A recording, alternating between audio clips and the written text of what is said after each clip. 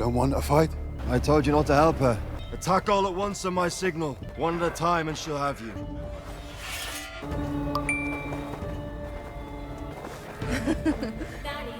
Perrin Aybara, do you like to dance?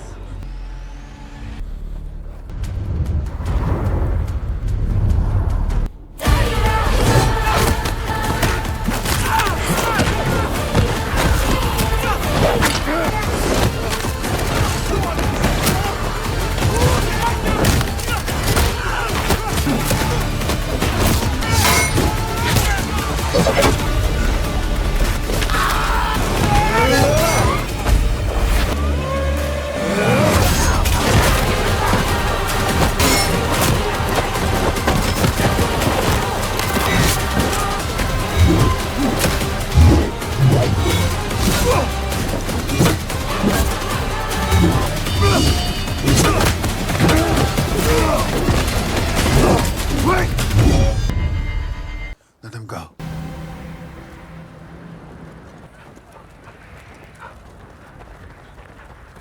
That doesn't belong here.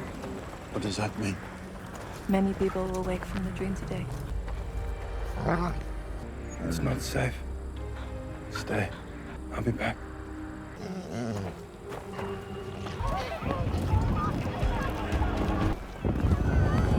Hold it! Perrin Aybara.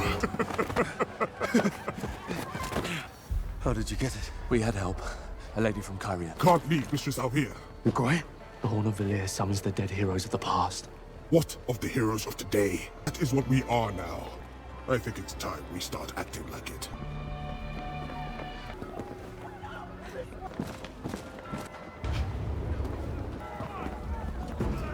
They're coming this way. Stay for the Lion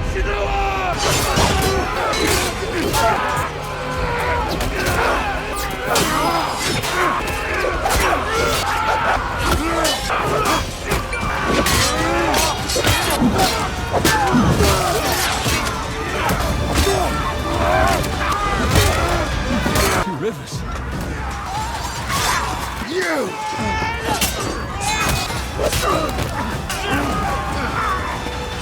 Find out what you really are.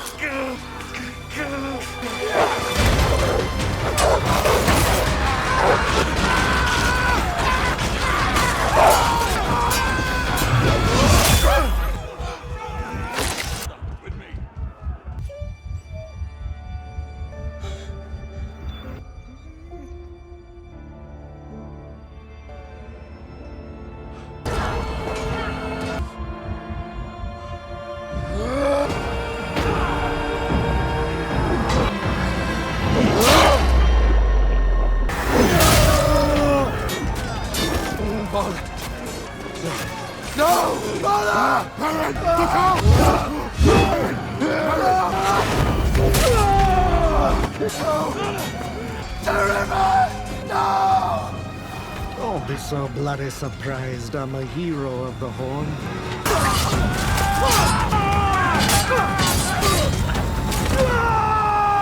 Even with Fail as his anchor, Perrin Aybara carried a battle no one else could see. A quiet, constant war in his mind between the man he was and the wolf he feared becoming. The Wolfbrother's gift was never just a power, it was a dilemma, one that gnawed at him even on the calmest days in the Two Rivers. His connection to the wolves ran deeper than words. He could feel their hunger, their joy, their fear as if they were his own. And that closeness threatened to blur the line between his humanity and his animal instincts. In the Great Hunt, when he first ran with Hopper in the pack through the wolf dream, he felt a freedom he'd never known. The wind in his fur, not his hair. The thrill of the chase. The unity of belonging to something larger than himself. But when he woke, he stared at his hands, calloused from blacksmithing, not claws, and trembled. He feared that if he let himself sink too deep into that world, he'd forget how to speak like a man, how to feel like a man. Hopper tried to reassure him, growling, "You are young bull, not wolf, but wolf is not less than man." But Perrin couldn't shake the doubt.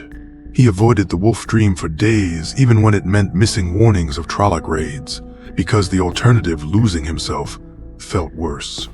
The struggle wasn't about controlling the wolves. It was about controlling himself, about holding on to the parts of him that loved the forge, that laughed with Fail, that grieved for the dead. It was a battle he fought every time he heard a wolf howl at night, every time he felt the urge to run instead of stand and lead.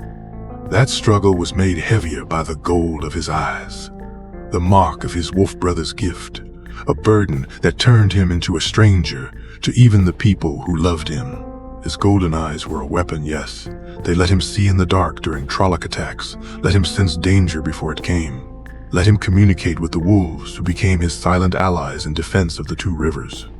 In Lord of Chaos, when Shaido Aiel snuck toward Emond's field under cover of night, Perrin's golden eyes picked up their movement before any guard's torch could, and his wolf contacts warned him of their numbers. He turned a surprise attack into a victory because of that gift. But those same eyes were a curse. The Whitecloaks called him a dark friend's spawn, pointing to his golden eyes as proof of corruption.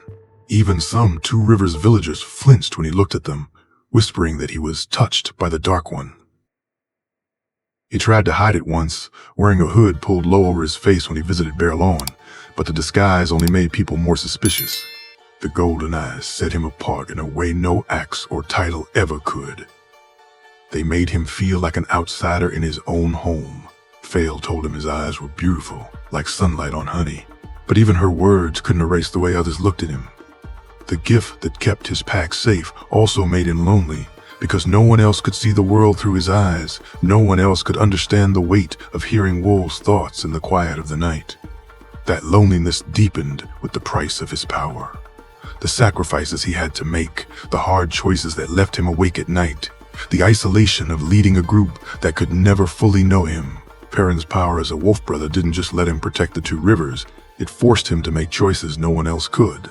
In A Memory of Light, before the last battle, he had to decide whether to bring the wolves into the fight. He knew their strength would turn the tide against the Dark One's forces, but he also knew many would die. Wolves he'd grown to care for, wolves who'd called him Young Bull. He sat in the Westwood for hours, talking to the pack's new leader, a she-wolf named Dapple, and he cried when he asked for their help. "I don't want to send you to die," he said. Dapple nuzzled his hand and growled. "We fight for the pack, your pack, our pack." It was a choice that haunted him, even after the battle was won.